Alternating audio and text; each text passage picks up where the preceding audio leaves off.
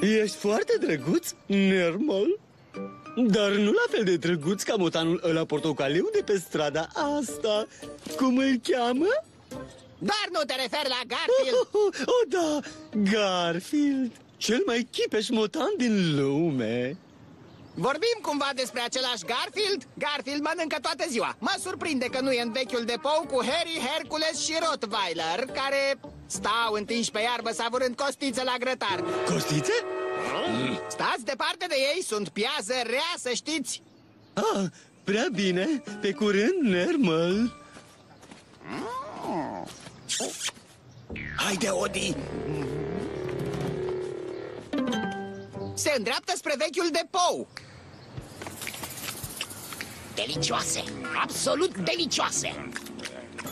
Nu era vorba că vom păstra câteva pe mai târziu? Acum e deja mai târziu. Știu cum ne vom curăța numele. Ne vom folosi de deghizarea noastră.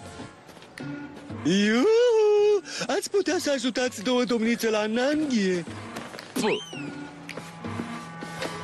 Cu ce le-am putea ajuta pe aceste domnițe frumoase? Vreți o costiță la grătar? Oh, aș vrea să duceți cuiva o parte din oasele alea. Hei! Veniți pe aici.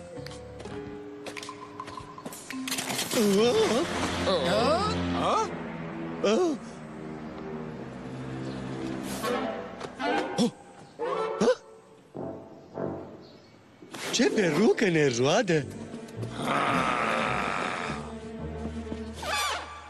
E Garfield! Oh, ce drăguț e în rochița lui cu volănașe! Ce nuanțe potrivită de ruj ți-ai pus! Iar ăsta e Odi! Oh, ce adorabil e! Cred că ne spionau. Ați venit aici să ne întrerupeți masa. Prieten, nu cred că-i vreți răul unei doamne? Oh! Ne-au prins! Asta ce mai e? Oh! Se pare că am prins vinovații care au furat costițele de pe grătar. N-am crezut că o să mă bucur să-l văd vreodată pe Hinger. Se pare că am greșit când am crezut că ei sunt de vină. Proprietarii potăilor să-i scoată din adăpost și să plătească costițele. M-am gândit că aveți nevoie de ajutor. De asta l-am chemat pe Hinger. N-am crezut că o să mă bucur să-l văd vreodată nici pe Nermal. Așadar, sunt mai grozav decât Garfield, nu? Dacă doriți, mă puteți răsplăti cu un sărut. Oh!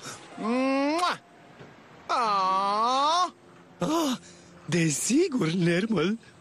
Închide ochii. Mua, mua, mua, mua, mua, mua. Haide, Odessa, depoul ăsta vechi nu e locul potrivit pentru o doamnă. Ne vedem mai târziu, Nermal. N-am vrut să spun nimic, dar domnița aia motănel e aproape la fel de dolofană ca și Garfield, ha? Au dublat în limba română actorii Pavel Sârghi, Florian Silaghi, Iona Brudan, Sebastian Lupu, Sorin Ionescu. Traducerea și adaptarea Estera Chelariu. Regia Gabriela Codrea. Dublajul a fost realizat de Zone Studio Oradea.